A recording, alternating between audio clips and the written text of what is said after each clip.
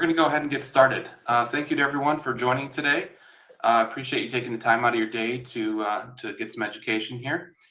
I do have Brianna from my team who will be moderating questions and jumping in where needed. So if anyone has any questions, feel free to leave them in the chat and we will answer them at the end. So we'll go ahead and get started. Today we'll be discussing how to turn your CAM website into a lead generating machine. And also this presentation will be recorded, so you will get a copy of that after the presentation. As well, there's a downloadable PDF in the handout section, should be on the right side of your screen, where you can download the presentation as well. So I'm John Goiterman from Big Rock Marketing. I have 15 years of SEO experience and 5+ years in the CAM industry. I'm also a member of the CAI, so I stay close to the industry and specialize in the industry. In the presentation today, we're going to discuss why most management websites fail to convert, the key elements that are important to a lead generating website, also discuss the types of content that attract and convert, and how do you measure success, and then also some quick wins and action plan.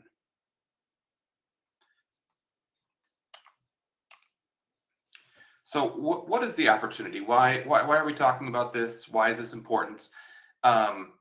So HOAs, condos, developers, they're searching online for management companies. And when somebody does a search in your area, is your website coming up? And in most metropolitan areas, there's several different cities that you're targeting that you'd want your website to show up in. And so as you are doing a check of your own website, it's important to search all the important cities in your areas. And you as management company owners and executives, you will know the areas where the communities exist. So make sure to search those areas, search the city name plus HOA management, community management, condo management, a variety of different searches to see if your website is indeed showing up or not. The other, another thing is that your website is often the first and only impression. In general, people are rather impatient online. So as they do searches, if they don't find what they want quickly, or if it isn't clear that the website that they're visiting can handle what they're looking for, they will leave and go to the next site. So first impression makes all the difference. Most community association management websites are static brochures, and they're not really built for conversions. And I just threw on a quote that I hear quite often is that a lot of management companies get most of their leads from referrals. And that's great. Referrals are always going to be the best types of leads. And so my response to that is that two things. Well, first of all, your referrals are absolutely checking out your website before calling you. So having a great website that's good for the searcher and also good for search engines can make all the difference when it comes to a referral, whether or not the referral will call your site or not. Oftentimes, people who are getting referred to management companies have more than one company that they're looking at. And so you want to make sure that your site is the one that stands out to them when they check it out. So where do most community association management websites fail? Many of them have generic messaging. If your main message is something that all CAM companies could say, I think that's a sign that it's time to be a little more specific. And I'll show an example of that a little bit later in the presentation, as well as no clear call to action. So especially for prospective board members, you want to make sure they have an easy path to connect with you. Poor mobile experience. And so mobile is important for both Google and for prospective board members. For the management companies that I work with, I would say on average, 40+% of their traffic is coming from mobile. So it's important that they're having a good experience. Not all websites by default look good on mobile, even though they may look great on desktop. So you want to make sure you check that out. As well as about 4 or 5 years ago, Google started crawling websites with a mobile bot. And so sometimes people try to simplify their websites and hold back some pages or information from the mobile version because they think that it's too much or too long. Well, if you do that, Google can't actually see it because they're not crawling your website from a desktop device. So it's important to make sure that you have a really good mobile experience. There are many websites that, or many management companies that have a new website built, and the person or the company who built the website, said that they did SEO to the site, and it was more of a checkbox that they were able to do SEO, but in reality, it's not the kind of SEO that would be important to be able to actually show up in search. So it's important for you to have good SEO on your website, and then also outdated or trust eroding designs, and we'll talk a little bit more about that and what that means.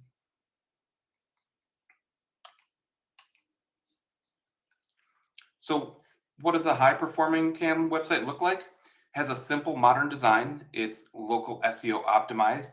It has a clear call to action, whether that be a request a proposal, book a call. It also has trust elements such as testimonials, trust symbols, affiliations. So, like for example, the CAAI logo, Better Business Bureau, any sort of, if you're part of the local chamber and they offer a logo, it's great. It's great to have that on there as a trust symbol, and also board member education, so that they have some information that they can learn while on your website as well. You want to be a resource for them. And on this screen here, I have a number of example sites. And I'll go through some of these today, but we won't have time to go through all of them. So I would recommend going through each one when you get a chance and take a look. So the Real Manage site is one that we will look at, and they have a really good main menu.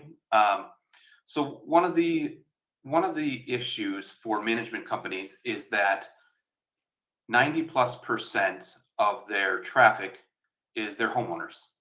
And so they need to be able to have a great experience for homeowners who might be visiting their site to, pay a bill or association fees, or request a pool card if need be, or get to their individual management software. So the majority of your traffic is going to be homeowners, but those aren't the people who generate new revenue for your business.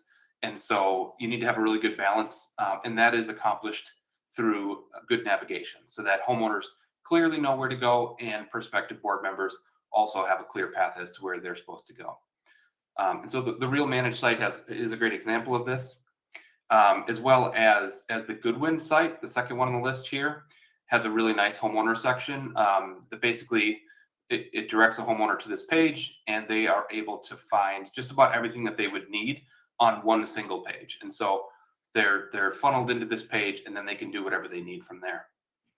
The APS management site has a blog that performs really well. The Cedar management site has an HOA board member resource section that I thought was a really good example. And then Colorado Springs Property Management has nice navigation. I know some of the people on the call today not only offer community management, but also residential property management and commercial management as well. And Colorado Springs is a really great example of a site that handles, how do you direct visitors to their appropriate area. So here is the Real Manage site. And so they're a national company. So, of course, they have more resources, and they really understand how to put together a website. And so I just wanted to point out the main subject, the main headline here, new standard in community management. So they're basically saying, we're taking it to the next level, driven by transparency and powered by technology. So they're making it clear without going into paragraphs and paragraphs, just right up front, that they are a transparent company and that they're technology based as well. And then also just within 2 seconds, you can quickly see if you're a board member or a resident, or somebody who's considering a new management company. There's the 3 call outs there that direct you where to go. We're going to take a look at some of their menus as well. They do a really good job with menus on this site.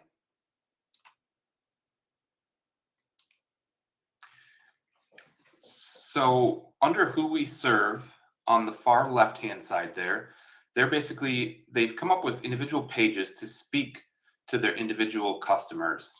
So the board members, the residents, the title agents, the developers, and then some of their special services as well. And so they're really trying to direct people based on the type of customer they are. And then as well, they have a types of communities that they serve, which I would strongly recommend. And I'll talk a little bit more about this a little bit later in the presentation. So an individual page for each type of community that they serve.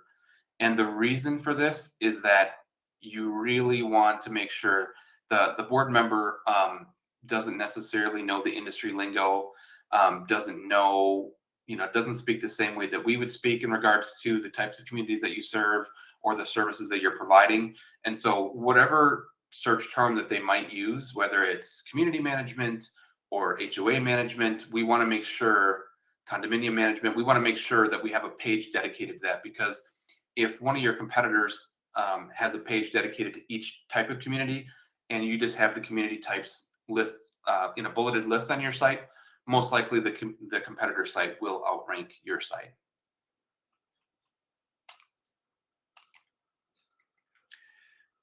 And under services, now they are a national company, so the majority of the management companies I work with don't go to this extreme as far as the service listings, but I thought this was a good example.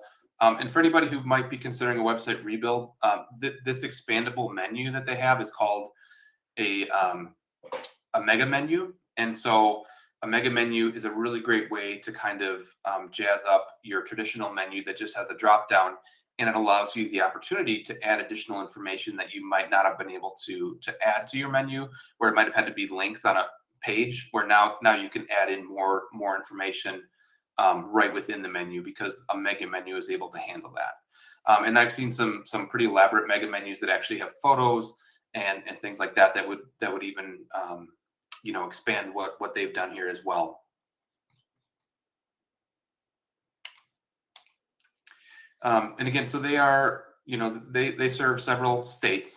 So most management companies would just have one location or a couple of locations. But I did think, for being a national company, they did a really nice job here of quickly demonstrating where they do business and what locations they can serve, as well as having individual pages for each of those markets. And so we will talk about service area pages. These are considered location pages, where they have a physical presence. Service area pages are areas that you serve, but you don't necessarily have a physical location. So we'll be talking about that a little bit later. This is their about menu. This is probably a bit more than most companies would need, but I just thought it was an interesting way of presenting all this information.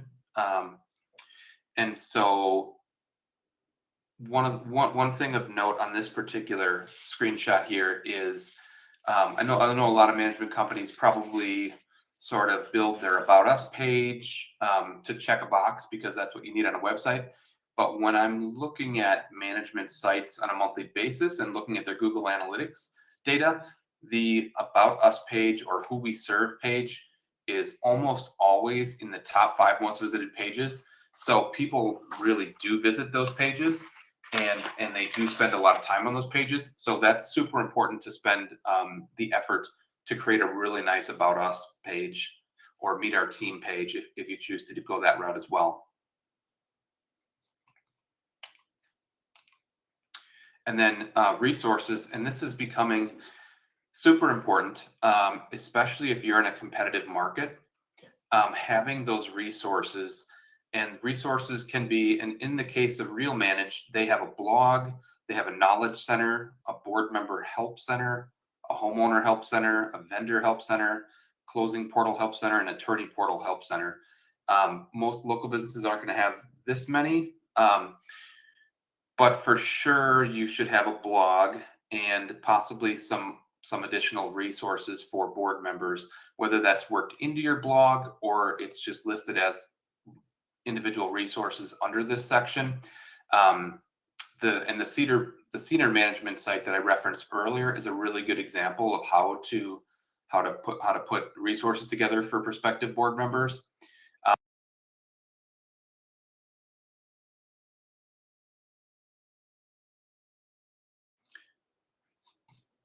Real Manage has done a really nice job of doing this.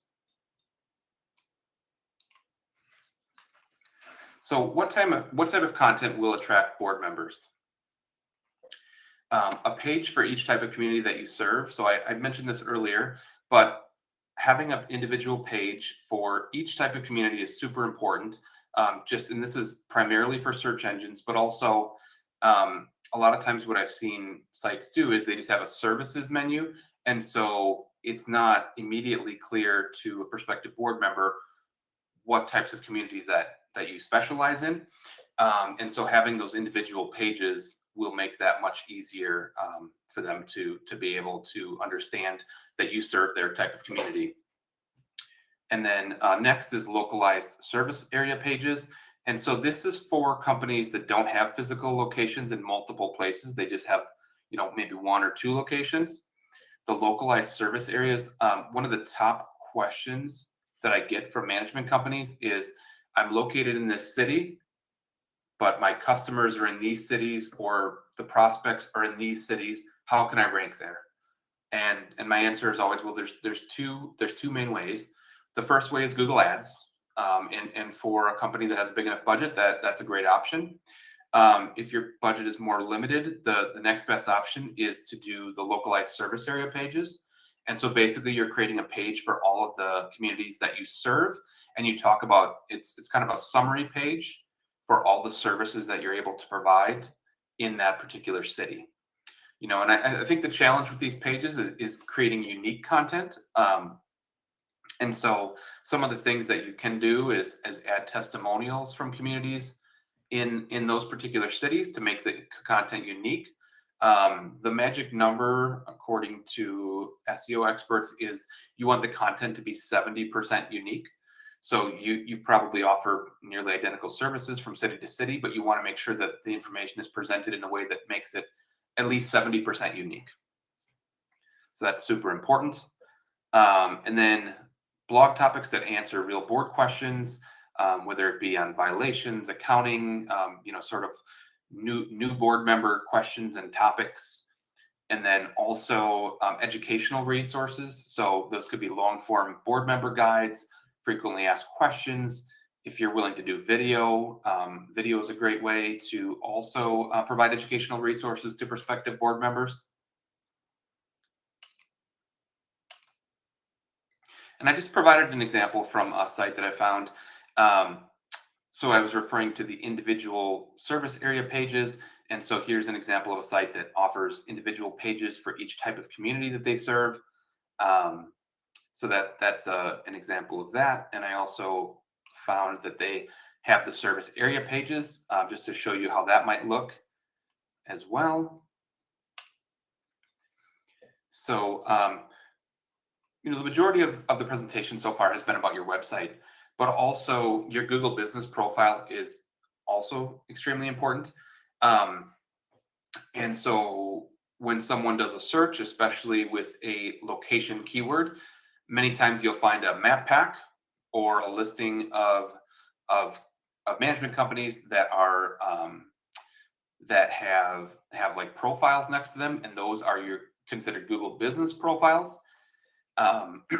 And for some of the management companies that I work with, they're getting at least 30% or more of their leads from their Google business profiles. And so this is a free program through Google. And so something that you really want to be taking advantage of.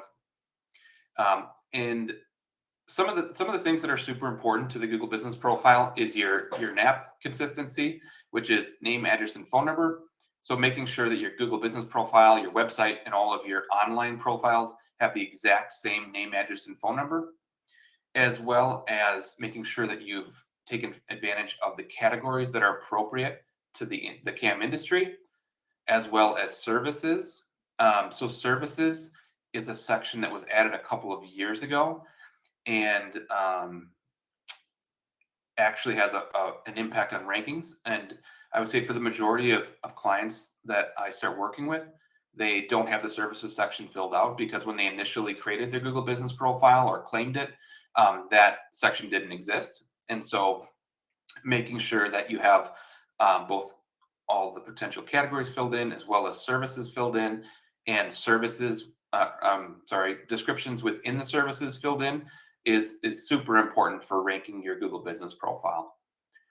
And we're not going to dive too deep into it today, but on July 29th, we'll be having a full webinar on the topic. We'll have more on that at the end of the webinar. And here is an example of a optimized Google Business profile. So you aren't able to see all the items that I just mentioned. For example, categories, services, and descriptions. Those are all on the back end. And in mobile, you're able to see some of the services and some of the descriptions, but not all of the categories. Only the first category shows. But I just wanted to point out, an example of a good optimized profile. And so some of the items that I pointed to with these arrows is that, having a nice photo of either your building, if it's something that you want to show off, or of the city that you serve, as well as Google reviews, which could be a whole presentation in itself as well. But this management company has been able to get over 400 reviews and a 4.6 rating, which is exceptionally high for this industry. Also, making sure that your address is filled in. So I've seen some companies that hide their address, and I'm not really sure why they would do that. Google might tell you that hiding your address doesn't have an impact on your rankings, but we've definitely found that profiles that have hidden addresses do not rank nearly as well as ones that display their address. And then also using the appointment links as well in your profile.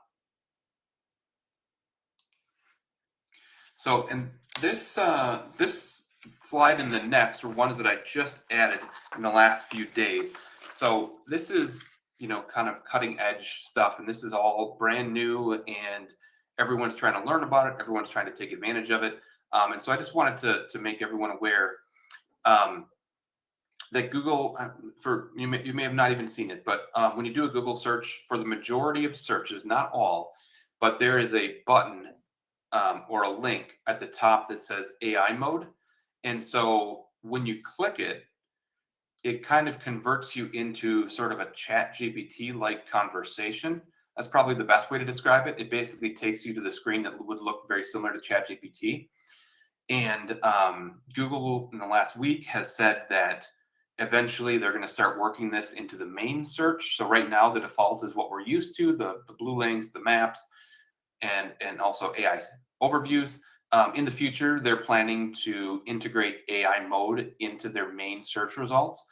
And so we don't know when, we don't know to what extent, if it'll just be a portion of it, or if eventually they'll completely switch it over. But now is definitely the time to be aware of this and to take any necessary steps to make sure that you're showing up in that, because most likely there will be competitors that are taking advantage of it, and there will also be competitors that never hear about it, don't know anything about it, and so you have the opportunity to gain the edge on them. So that's Google AI mode as well as ChatGPT. And so the main difference, and I've been paying super close attention to this because the way that people search are changing. And at this point, there isn't a ton of recommendations that aren't sort of best practices. The things that I've already mentioned in this presentation, best practices for your website are still best practices for AI mode and for ChatGPT. There are a few distinctions that you should know about. So people who are having a conversation with ChatGPT about trying to find a business, or with Google AI mode, are in more of a question and answer type conversation. So they tend to ask more questions than just searching for, let's say, Cleveland HOA management. They might say, who is the best HOA management company in Cleveland? So and then they may ask other questions in regards to various aspects of being a board member or finding a management company. And so having questions in your content is a great way to show up in these results as well. And so basically, once the shift starts to happen, if your business isn't listed in these results, you won't be visible to searchers. So you may show up for searches now, but that could change if you don't sort of take these tips and tricks to try to make sure that your site is showing up both in traditional search as well as the AI mode and ChatGPT type searches. So I refer to it as AI search going forward. And I guess the one good thing is the content that currently ranks in traditional search is more likely to be pulled into AI overviews and tools like ChatGPT. And one thing to note is that the Google Business Profile, especially for Google AI mode, is super important because they are showing local business results. It doesn't look exactly like the traditional maps results, but when you click on the businesses, it does take you to their Google Business Profile. So now ChatGPT is not using Google Business Profiles. They don't have a license to be able to do that. But Google AI mode is definitely using Google Business Profiles in the results. So that continues to be an important aspect to optimize. Here are some additional tips to show up in AI mode and ChatGPT. So question-based headings. So like, for example, how does HOA reserve funding work? And then providing 1 to 3 sentence answers that are quotable by the AI models. So the AI models love to provide those quick answers in a quotable format, and then they put the link to your website there where they found the information. As you're writing content, or if you're having someone write content for you, including city, state, and service area terms throughout your content. And this is especially important for blog posts. So one with ChatGPT being so prominent and people starting to use it for content creation, Google is becoming a lot harder to be able to rank, especially blog posts. And so if you're just a local company serving one metropolitan area, you really don't want your blog posts competing nationally, because that's going to be a hard battle to win. So if you make sure to include city, state, and service area terms throughout your content, you'll be competing locally then with your blog content, and that's the way you want to go. Also, publishing authoritative content. So I think what has happened with ChatGPT and other AI content is that some of the content is sort of fluff type content, where it's not really saying a whole lot. It's not giving specific examples. It's not referencing things specifically. It's just giving general information. And because there's so many companies that are doing that, it's super hard for that content to rank well. And so the more authoritative you can make your content by using stats, examples, if you have case studies. I just gave an example of like a Florida statute that is on mediation. So if you can cite specific information, the AI search tools prefer to give more specific information in their results than just general information. And so that's super helpful. And then also just because the AI tools are giving short answer results, anything you can do to use bulleted lists, FAQs, summary sections, those types of things all help as well to help you show up in those types of tools.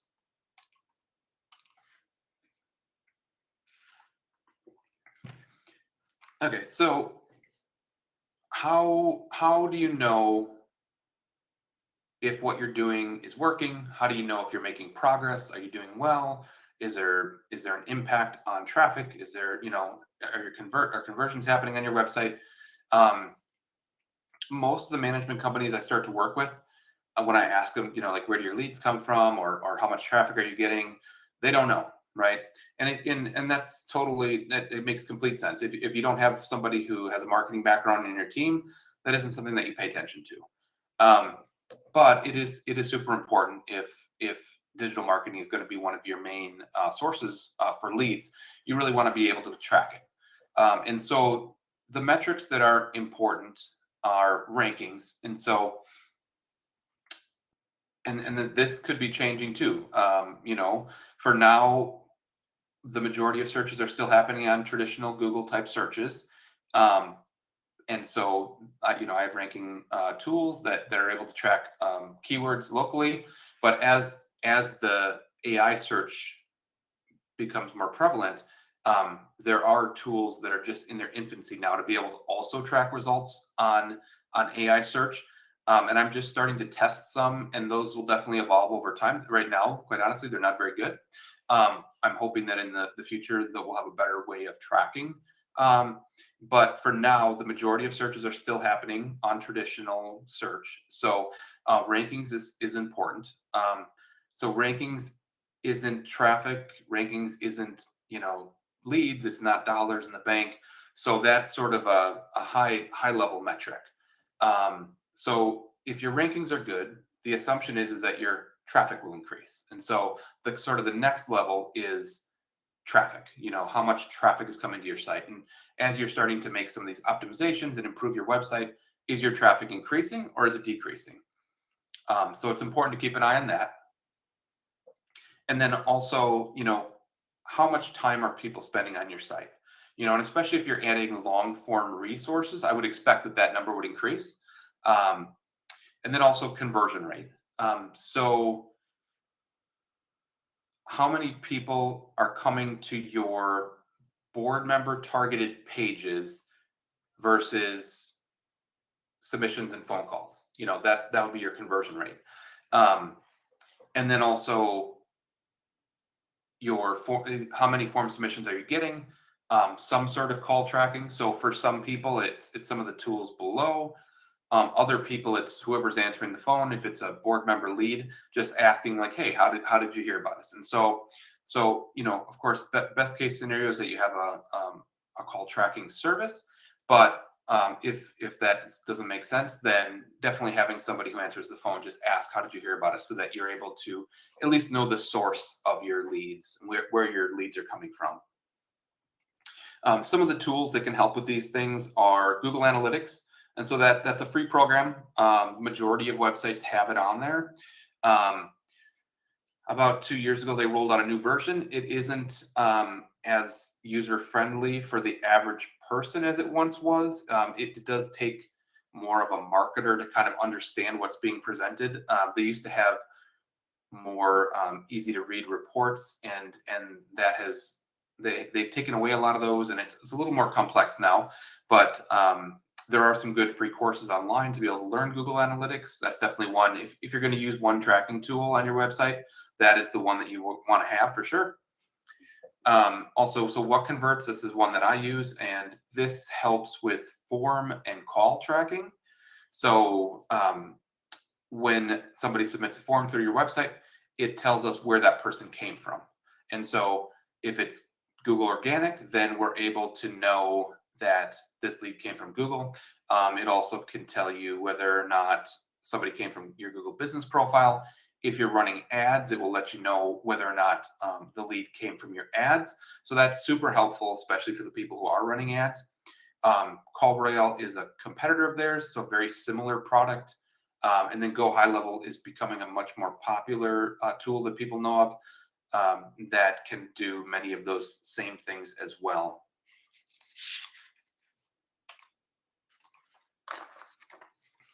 So I'm going to go through some quick wins here.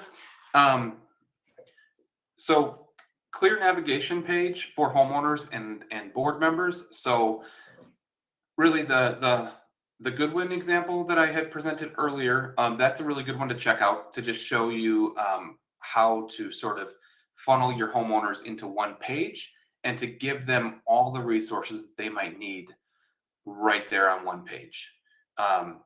And so what I've heard from many management companies is that they get a ton of form submissions, and 1 out of 20 is a lead, and that lead form isn't going to the right person.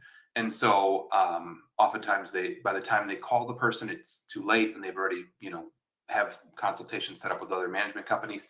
And so just a basic thing to do is to make sure that on your homeowner pages, they are directed to the forms and to the software that you want them to use. And then on the pages that are targeting board members, so that could be your, communities we serve type pages, and then also your service area pages, make sure that you have a form or a link to a form that is specifically for requesting a proposal on those pages for those particular people. And so also the Why Choose Us page with trust badges. And so I mentioned earlier, Why Choose Us or About Us, that's one of the most visited pages. And it can really, for somebody who's doing deep research on who they should contact, that can make all the difference. So that's a super important page to have optimized on your site. And then having a lead capture form and dedicated phone number for proposals. So I have some clients that have call tracking on their website, and they were just using one phone number, and they were finding that at least 90% of their calls were homeowners that had some sort of complaint about their neighbor, or needed help with something, or needed to ask about an assessment. And so these companies had one person answering all those calls. And what we found was that probably 25% of the calls went to voicemail. And so there's a pretty good chance that if it's a board member, they're not calling back. Homeowners for sure will call back, but the board members most likely won't. So you've missed that opportunity. And then also the person answering the phone has sort of probably thick skin from taking the heat from homeowners for various issues and things. And so when a board member call would come in, the person answering the phone wasn't handling those in the best manner. The president isn't in right now. Can you call back later? Or we can help you. What's your phone number? But no like clear follow up or anything like that. And so having on the pages that are dedicated to board members, having a separate phone number that goes to the right person, whether it's the owner, a president of the company, a salesperson, if you have a salesperson, having those calls go directly to them will result in much better results, because it isn't the person who's taking all the other complaint calls that will be handling those.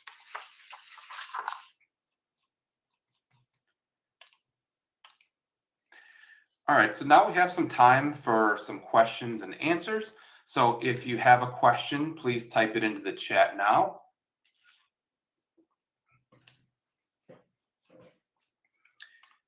Also going to just mention that for anybody who's wondering, so I think the question is most people have no idea how they're doing in comparison to their competitors, or, have they done enough? Do they need to do more? And so if you're interested in a free competitor analysis, we will take a look at up to 3 of your competitors and do a deep dive on a phone call and take you through what they're doing well, what they're maybe not doing as well, and just give you some information about how many keywords they're ranking for, approximately how much traffic they're getting. And so Brianna will be adding a link to schedule that on the screen. So it should be on the left side of your screen now. Feel free to sign up for that if you're interested.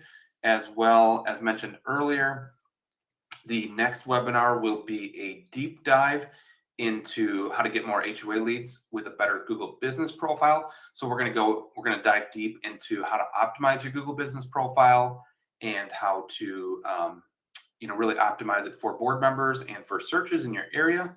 So we will put the link to sign up for that on the screen as well. And we'll also be sending out an email with that also. All right, so Brianna, do you have any questions?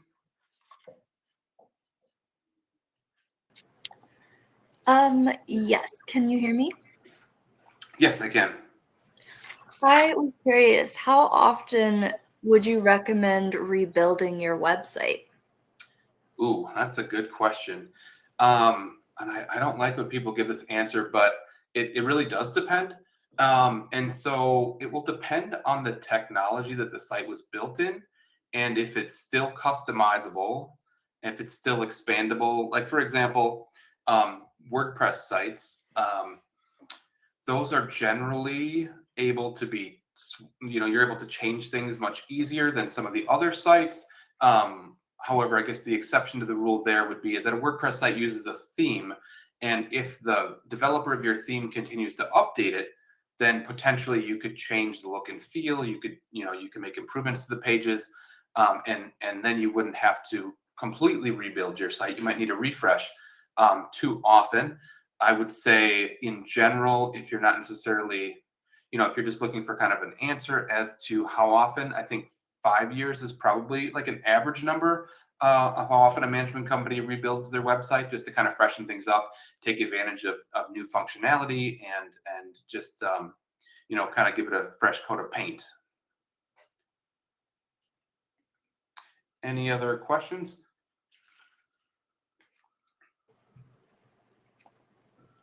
Should I do DIY or use an agency to help with digital marketing? Ooh, good question. Yeah, that is a really good question. I would say if you have a marketing employee, that would be something that you could consider DIY. I would say most management companies don't. Um, and especially as things are becoming more and more complex, it's definitely better to have an agency who is staying on top of all the new technology, is able to take advantage of things. Um, Definitely seen some organizations where they have somebody who sort of handles that, but it's always at the bottom of their priority list, and things don't get done. They're not staying up to date on the latest technologies, and they end up missing out on a lot of opportunities. So in most cases, it's probably, if budget allows, I would say an agency is the best way to go, especially if you can find an agency that specializes in your industry. But if you have somebody internally who is up to date and who's comfortable doing things, then DIY could be an option for you. Any other questions? If anyone has questions, you can place them in the chat.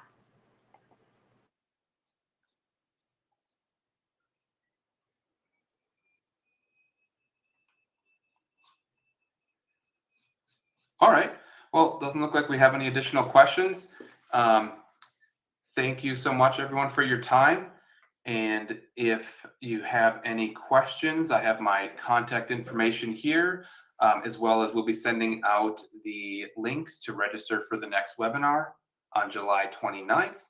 And if you would like to get a free competitor analysis, you can also use that link. You can go to my website as well to sign up for a free competitor analysis at bigrockonline.com/cam.